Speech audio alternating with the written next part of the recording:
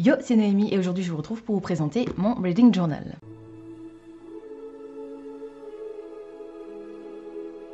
C'est une vidéo qui m'a été demandée il y a très peu de temps dans un commentaire et je me suis dit que comme on arrivait à la fin de l'année, début de l'année prochaine, c'était l'occasion ou jamais de vous présenter cet outil que j'utilise quasiment au quotidien. Je l'ai commencé en janvier 2021 et celui-ci c'est mon Reading Journal pour 2021. Je vais vous présenter un petit peu les outils que j'utilise et la façon dont mon planning est organisé. J'utilise un carnet Rhodia Goalbook. Il n'est pas daté. Il est en simili-cuir, il me semble. J'ai mis des petits stickers dessus pour le décorer. Il a un élastique pour mettre le stylo. Il se ferme avec un élastique. Ça n'a rien à faire là. Et il existe en plusieurs coloris, donc je l'ai pris en noir pour 2021, mais pour 2022, je l'ai pris en violet. C'est exactement le même, mais vous pouvez constater que le violet n'a pas encore souffert de la quantité de choses que je mets à l'intérieur. Voilà, donc c'est le Goalbook. De toute façon, dans la barre d'infos, je vous mettrai le lien vers ces outils, je pense sur un site marchand quelconque, peut-être Cultura, on verra.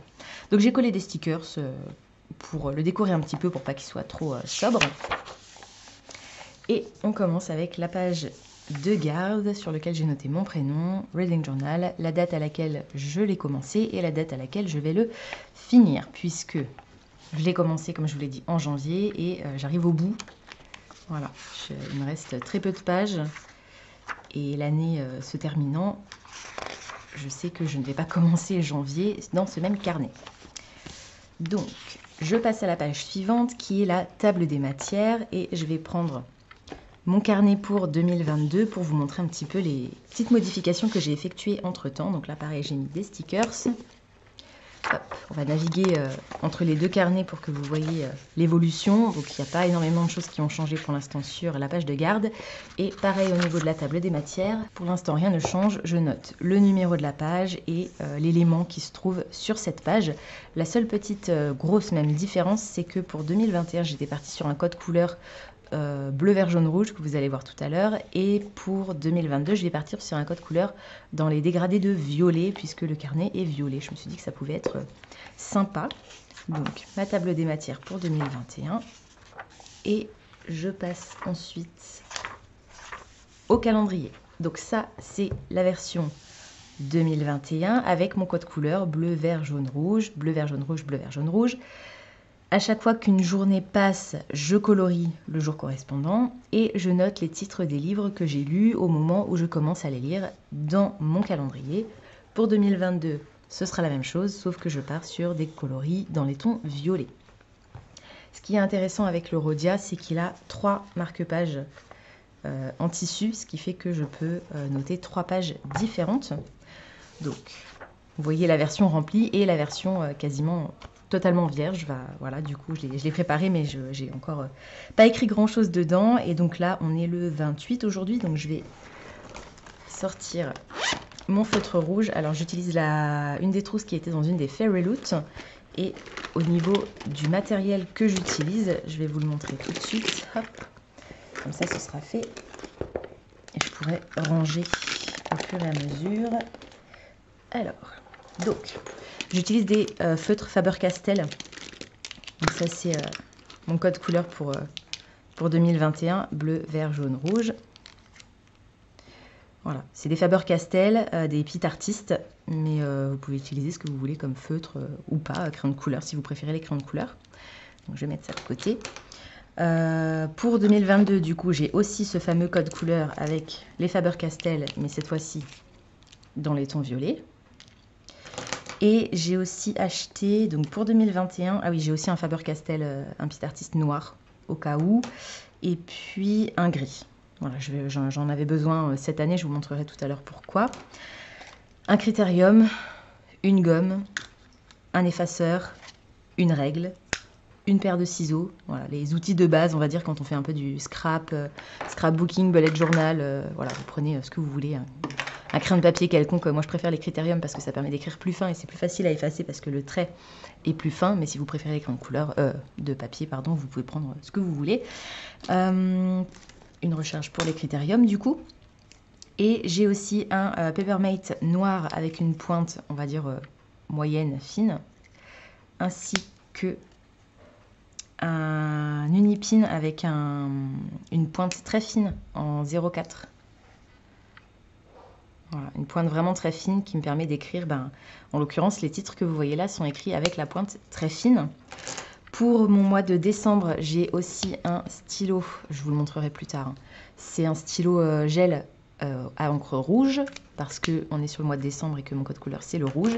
Et pour l'année prochaine, j'ai pris en 2 exemplaires pour avoir de la recharge, un stabilo violet. Voilà, c'est juste un stylo, tout simplement. Stylo, stabilo et un feutre plutôt à encre entre le feutre et le stylo en fait. Pareil, violet, il est un peu plus foncé. Voilà pour les outils que j'utilise sur l'année 2021 et l'année 2022. Du coup, pour la page suivante, on est sur de nouveau un calendrier, donc on a les mois qui sont déjà notés. J'ai repris exactement mon code couleur et là j'ai pu noter mes différentes piles à lire mensuelles, puisque c'est mon journal de lecture. Je n'utilise que pour mes lectures, que pour mon suivi de lecture. Je n'utilise pas de pages spécifiques pour ma vie quotidienne, compter, je sais pas, mes pas, le nombre de verres d'eau que je bois, etc. C'est vraiment uniquement consacré à ma lecture. Donc j'utilise ces doubles pages pour noter mes piles à lire. Et pour le mois de janvier pour 2022, vous voyez que je l'ai aussi fait, sauf que cette fois-ci, au lieu d'être en noir, c'est en violet. Voilà, hop, ça c'est la deuxième partie. Sur la page suivante, j'ai simplement renoté l'année. Et pour 2022, j'ai fait exactement la même chose, mais en violet. Et la page d'après, c'est mon challenge de lecture Goodreads. Dans Goodreads, pour 2021, j'avais prévu de lire 60 livres. En réalité, mon challenge annuel, qui ne change pas, c'est 52 livres. Parce que je veux lire au moins un livre par semaine. Sauf que quand j'ai commencé à dessiner mes petits chats, je me suis rendu compte que j'avais suffisamment de place pour en mettre 60. Donc, j'en ai mis 60. Et comme vous pouvez le constater, ils ont tous été coloriés. Donc, j'ai réussi à atteindre ce challenge de 60 livres. Ici, j'ai ma légende. Ceux que j'ai coloriés en bleu sont des livres que j'ai lus en version physique. Ceux que j'ai coloriés en vert sont des livres que j'ai lus en version audio. Et ceux que j'ai coloriés en jaune sont des livres que j'ai lus en version numérique. Et parfois, on a des chats qui sont de 2 couleurs différentes parce que j'ai lu sur 2 formats différents. Et pour 2022, c'est le même principe. Toujours mon challenge Goodreads. Mais cette fois-ci, je suis restée sur les 52 titres et j'ai utilisé un tampon pour faire ces petites fleurs. Donc à chaque fois que j'aurai lu un titre, peu importe le format, je colorierai la fleur et à la fin de l'année, normalement, les 52 fleurs devraient être coloriées. Voilà, j'ai zoomé un peu, j'espère que ça ira mieux parce que la caméra n'arrêtait pas d'essayer de faire le focus et c'était une catastrophe. Sur cette double page, j'ai l'intégralité de ma pile à lire pour 2021, c'est-à-dire qu'à la fin de l'année 2020, début de l'année 2021, entre le 31 décembre et le 1er janvier, j'ai fait la liste de tous les titres qui étaient, les titres physiques uniquement par contre, qui étaient dans ma pile à lire et je les ai tous notés ici. Au fur et à mesure de l'année, quand j'en lisais un, je le surlignais, voilà, et ça me permet de voir à peu près quel pourcentage de titres que j'ai lus cette année faisait partie de ma pile à lire qui existait déjà avant le début de l'année. Pour 2022, c'est la même chose. Hop. Sauf que bien entendu, là, je n'ai encore aucun titre qui est surligné. Et comme vous pouvez le constater, j'ai un peu moins de titres à lire pour l'instant en 2022 qu'en 2021. Mais la raison est la suivante, c'est que pour 2022, contrairement à 2021, je n'ai pas noté les suites. Par exemple, Devabad, la série de Chakraborty, j'ai le tome 1 et le tome 2 dans ma pile à lire, mais je n'ai noté que le tome 1. Sur cette double page, je n'aurais tout simplement pas eu la place de noter les suites de séries sur cette double page. Donc je me suis contentée de noter le titre suivant que j'ai à lire dans la série. Évidemment, ce n'est pas vraiment représentatif du coup de l'intégralité de ma pile à lire, mais vous aurez prochainement une vidéo, ou bien vous l'avez déjà eu, je ne sais plus, qui vous présentera l'intégralité de ma pile à lire pour 2022. Du coup, sur la page suivante, c'est mon objectif de faire baisser ma pile à lire pour l'année. En l'occurrence, en 2021, j'ai commencé ma pile à lire avec un total de 200 livres physiques. Je suis toujours sur les livres physiques. Il y a pas, tout mon reading journal ne prend jamais en compte ma pile à lire numérique. Donc pour mes livres physiques, j'avais commencé l'année avec 200 livres dans ma pile à lire. Et au fur et à mesure des mois qui passent, je note combien de livres j'ai au début du mois, combien de livres j'ai achetés et combien de livres il reste à la fin du mois dans ma pile à lire. En janvier, j'ai donc commencé l'année avec 200 livres dans ma pile à lire. J'en ai acheté 32 et à la fin du mois, il en restait 224. Donc, 200 plus 32, ça fait 232, mais comme j'en ai lu un certain nombre, je suis passée à 224. Ce chiffre 224 est forcément reporté au début du mois suivant, et du coup, en début février, j'étais à 224, j'ai acheté 2 livres, à la fin du mois, j'étais à 206. Les 206 sont reportés au début du mois de mars, j'en ai acheté 18, je me retrouve avec 205 livres à la fin, etc., etc., etc. Et ici, je noterai le nombre de livres que j'ai dans ma pile à lire à la fin de l'année, le but étant que ce chiffre, ce nombre, soit plus petit que celui-ci. Mais pour 2021, je vous avoue que c'est mal barré. Pour 2022, j'ai repris exactement le même principe, c'est juste le code couleur qui change. Voilà, mais c'est exactement la même chose.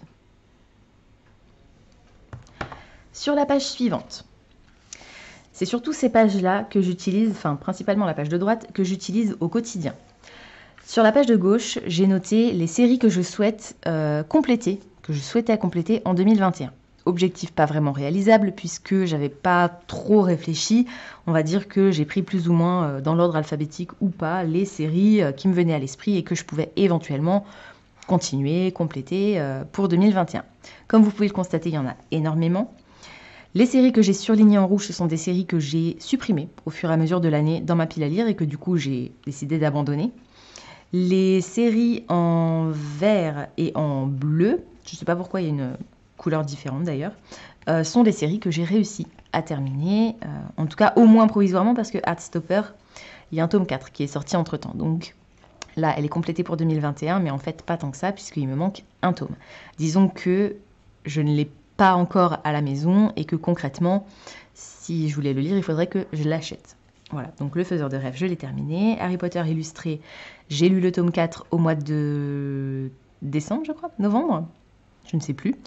Et du coup, c'est terminé pour l'instant, mais quand le tome 5 sortira, elle ne sera de nouveau plus terminée.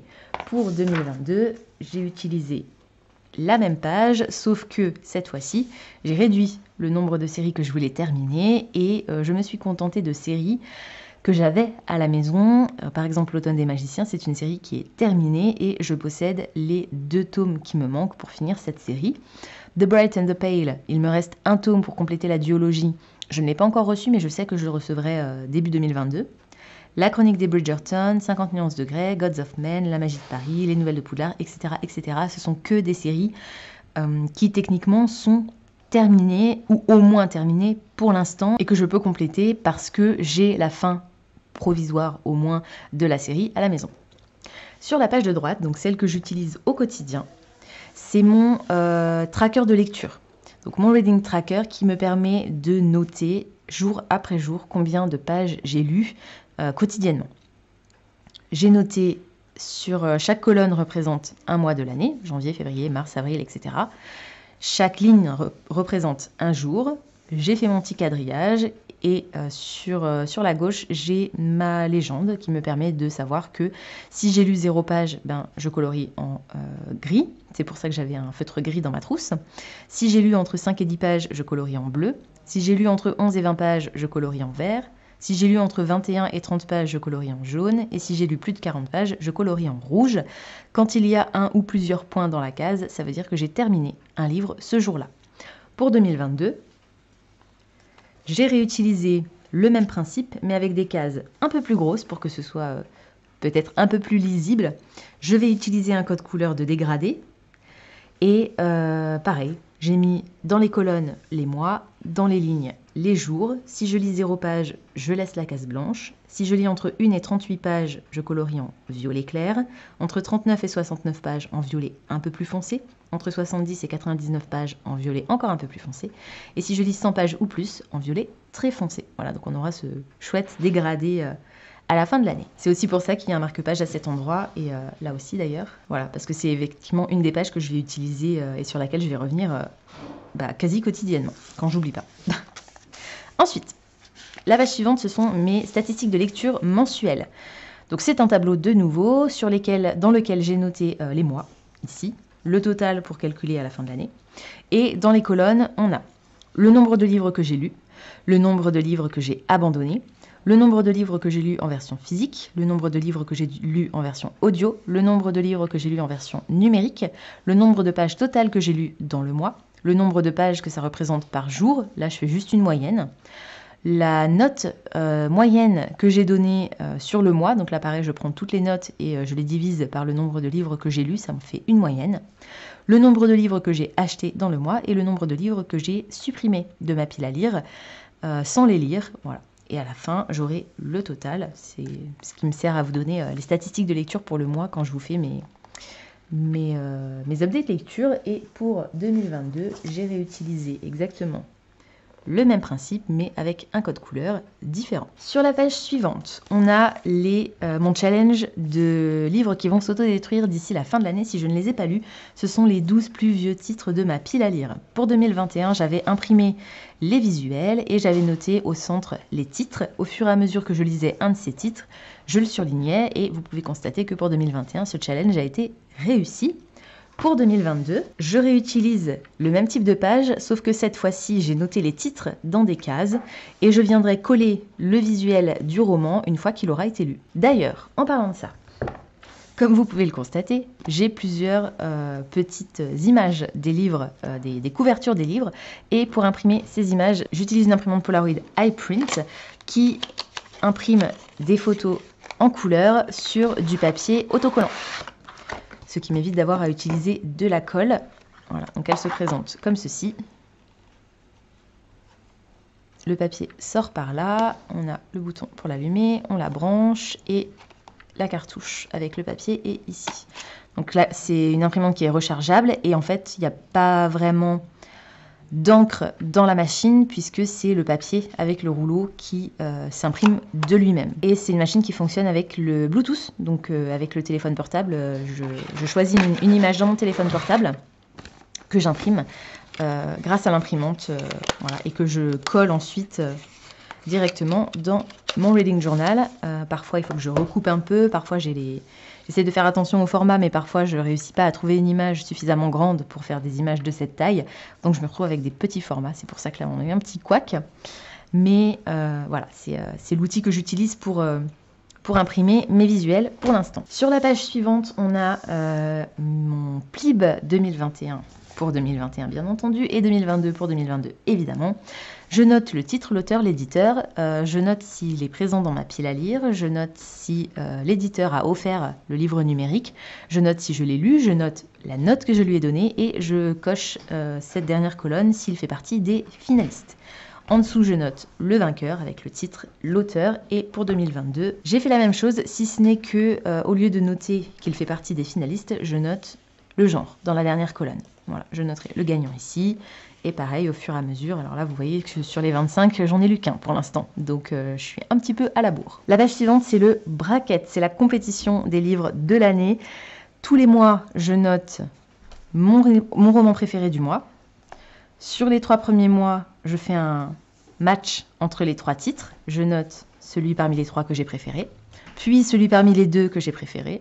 Et à la fin du mois de décembre, celui parmi les 2 ici que j'aurais préféré sera mon roman préféré de l'année. Pour 2022, j'ai repris exactement le même principe, sauf que le code couleur a changé. Et ensuite pour 2021, on est parti avec mon reading journal tel que j'utilise mensuellement. Pour 2021, j'étais partie sur l'idée de reprendre la thématique de la box Fairy Loot, ce qui fait qu'en janvier, c'était mythologie grecque, donc je l'ai renoté ici, et j'ai imprimé des visuels qui correspondaient aux items, aux goodies qui étaient offerts dans cette box. On avait un item inspiré par Hercule, un item inspiré par Circé, etc., etc. Je note ici le mois, l'année, et je fais une frise autour en général, inspirée par la thématique. Pour 2022, ce sera la même chose, sauf que je vais être un petit peu plus sobre dans mes visuels. J'ai fait une boulette ici, donc j'ai recollé un morceau de papier, ça commence bien l'année, et j'ai mis des tampons. Là, je vais utiliser toute la page, contrairement à ici. où j'avais 3 éléments distincts avec un titre. Je pense que sur 2022, je vais utiliser toute la page ici pour mettre un visuel. Et j'aimerais bien mettre un genre de tirette, ce qui fait que quand on va tirer sur un morceau de papier, le visuel va changer. Mais il faut encore que je vois comment je peux faire ça. Parce que pour l'instant, j'ai pas trouvé de tuto pour me permettre de le faire.